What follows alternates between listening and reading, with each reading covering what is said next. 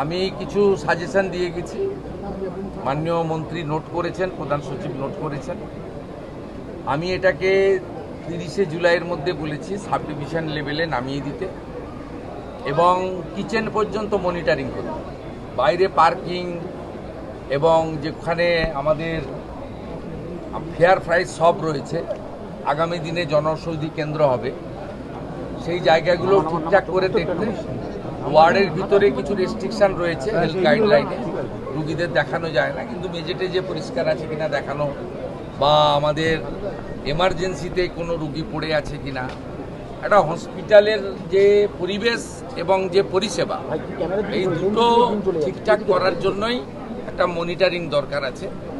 এটা তারা করতে পারবেন। আমি ইনিশিয়ালি স্টেট হসপিটালগুলোতে যেগুলো দেখেছি, আমার পরিচ্ছন্নতা দেখে ভালো লেগেছে এবং আউটডোরগুলোতে একটা সিস্টেমে ডিসিপ্লিন ওয়েতে কিউ মেনটেন করে যেভাবে এন্ট্রি হচ্ছে বা তাদের চিকিৎসা হচ্ছে, এটাও ইনিশিয়ালি ভালো লেগেছে। অফিসাররা, আধিকারিকরা দে আর ফুললি কম্পিটেন্ট, ইন্টেলিজেন্ট, ডাইনামিক। তাদের কাজ করার জন্য গাইড করা দরকার, নেসেসারি ফান্ড অ্যারেঞ্জমেন্ট করে দেওয়া দরকার, আর এনকারেজ করা দরকার। করবেন ওরা। আমার বিশ্বাস কাজের যে মুক্ত পরিবেশ তারা পেয়েছে, চাপ মুক্ত হয়ে কাজ করছেন, আমাদের ইচ্ছাটা তারা বুঝতে পারছেন, ঠিকঠাক সব হয়ে যাবে, এটা আমার বিশ্বাস। আমি চাই আগামী দিনে 54 টাকা মাত্র 3 বেলা খাওয়ারে ছিল, 110 টাকা এই সরকার করে দিয়েছে।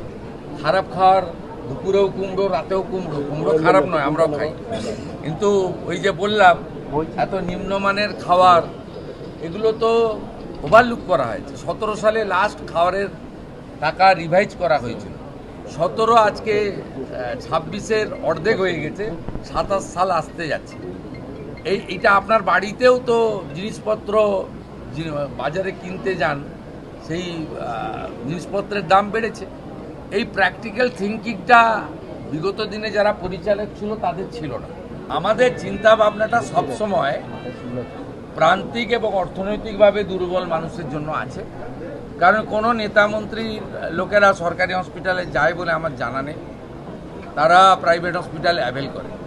বড় বড় আধিকারিকরাও তাই করেন, যারা হাই ইনকাম গ্রুপ। ন্যাচারালি এখানে যারা আসেন তাদেরকে পরিষেবা দিতে হবে এবং সব হসপিটাল থেকে দালাল রাজ মুক্ত করতে হবে এবং মানুষকে সুন্দর পরিষেবা দিতে হবে।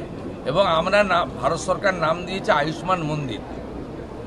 মন্দিরে যেমন পবিত্রতা থাকে, শুদ্ধতা থাকে, স্বচ্ছতা থাকে, একাগ্রতা থাকে, সেবাপরায়ণতা থাকে, সেই ভাবটা স্বাস্থ্যকেন্দ্রগুলোতেও আসবে। এই লক্ষ্য নিয়েই কিন্তু এখানে আমরা কাজ করি।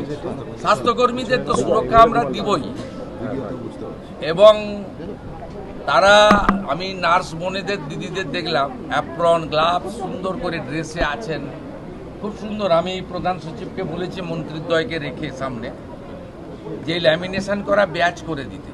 আপনারা মাঝে মাঝে দেখান যে ইঞ্জেকশন দিয়ে ফেলেছে, ট্রলি যার নিয়ে যাওয়ার কথা, যার সিকিউরিটি দেওয়ার কথা সে সেলাই করে দিয়েছে। এইটাকে সেগ্রিগেট করার জন্য, চিহ্নিত করার জন্য বা আলাদা করার জন্য বিভিন্ন স্তরে বিভিন্ন কালারের ল্যামিনেশন করা ব্যাচও চালু করতে বলা হয়েছে। এবং আমি যেটা কলকাতাতে জোর দিতে বলেছি, তারাতলার ইনসিডেন্টের পরে নিজে চোখে দেখার পরে, এখানে ট্রমা দরকার। বলতে নেই, কিন্তু বড় ডিজাস্টার হলে গেলে কিন্তু সামলানোর ক্ষমতা সরকারি হসপিটালের নেই। 50-100 জন পর্যন্ত সামলে দিতে পারে, আমি দেখেছি। তাই অন্তত 250 জনকে, মানে 1 মিনিটে প্রাইমারি পরিষেবা দিতে পারেন এমন একটা ট্রমা সেন্টার বানানো উচিত। সেটা স্বাস্থ্যমন্ত্রী এবং প্রধান সচিব, তারা, রাজ্যমন্ত্রী, তারা কথা বলে রেডি করবেন। জায়গা এনাফ আছে এখানে। হসপিটালগুলোতে বিশ্ববিদ্যালয়ের মতো জায়গা, প্রচুর জায়গা পড়ে রয়েছে। আমি বলেছি এই যে কাগজ পেতে বা কাপড় পেতে ব্যাগ মাথায় দিয়ে শুয়ে থাকেন, এদের হোটেলে থাকার পয়সা নেই বলে করেন, নিরুপায়। তা আপনারা পিছনে একটা জায়গা করে দিন, আমরা দরকার হলে ইউনিটে 25 লাখ টাকা করে দিয়ে দেবো। আপাতত আপনার পাইপের লোহার যেগুলো আছে সে সেট বানিয়ে ভালো করে মেজে দিয়ে একটা কমন ইউরিনাল ল্যাট্রিন দিয়ে ফ্যানের ব্যবস্থা করে এটাও করতে পারেন, এটাও আমরা বলেছি। বার্ন ইউনিটে আমরা একটু উইক আছি, এসএসকেএমে 60টা আছে, তো আরও কোয়ালিটি ইমপ্রুভ করতে হবে, আরও ভালো আমাদের ডক্টরবাবুদের দিতে হবে, মানে হাই স্কিল ডক্টরবাবুদেরকে বার্নের ক্ষেত্রে জোর দেওয়া দরকার রয়েছে। এই কিছু কিছু বিষয়ে এই 1.5-2 মাসে আমার যা অভিজ্ঞতা আছে বলেছি, এরা করতে পারবে আমার বিশ্বাস রয়েছে। এসএসকেএম ইতিমধ্যে 100 বেড বাড়ানো হয়েছে, এখনও 300 শর্টফল হয় বলে আমার মনে হয়েছে।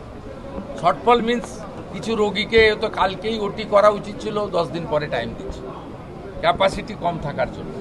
আমরা যদি আরও 200-250 সিট বাড়াতে পারি, 350 ছিল, আমরা আসার পরে 100 বাড়িয়েছি, 250 সিট পুজোর আগেই আরও বাড়ানোর ব্যবস্থা আমরা করছি।